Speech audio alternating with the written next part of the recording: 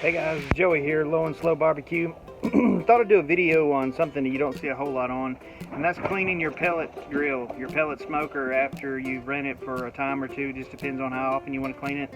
I've started doing mine every other time, so we're going to check this out. So as you can tell here, we're off, we're not running. We'll open it up, and I keep my tubes in here when I'm done with them. So we'll take those out, set them to the side. Got a couple of them, oval tube. Then another thing I do is I actually put tin foil and different types of foil underneath my actual grill grates. It just kind of helps with the cleanup.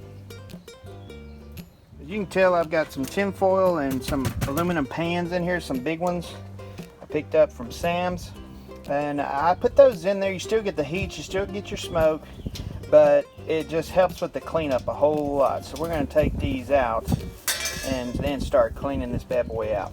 So for me, I like to come in here, just kind of try to start folding stuff up as nice and as neat as possible.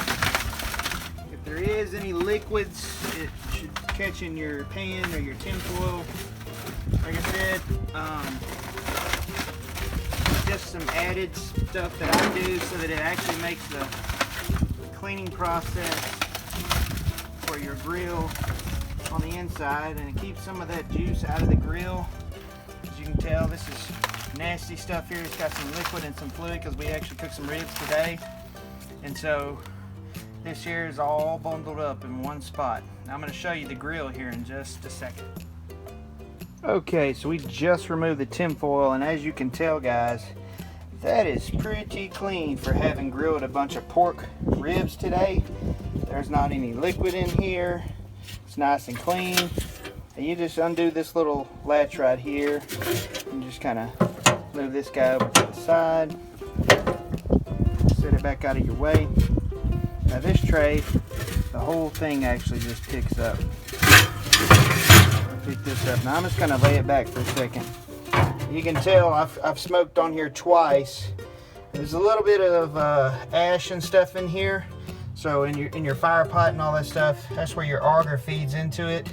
So we're going to take the Shop Vac with a filter. Make sure you have a filter or you'll be blowing ash everywhere. We're going to clean this guy out.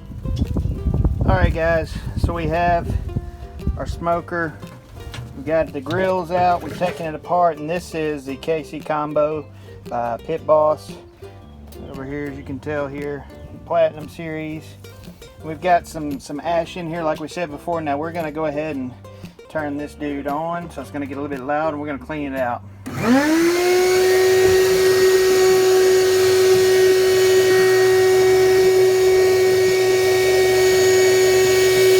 It's not hard to clean.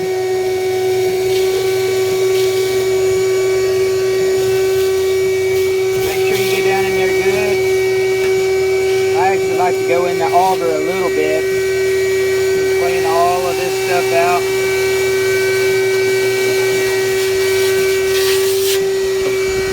You guys see down in here. I'm going to go ahead and finish this up and we'll catch up. Alright, as you can tell, we're clean as we need to be, I believe.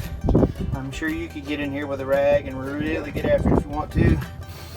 There's a light in these grills. I'm actually going to wipe that light off a little bit just to kind of make sure it still shows. But I even get my tracks up here where your grills go. You get that port right there that goes into your waste bucket.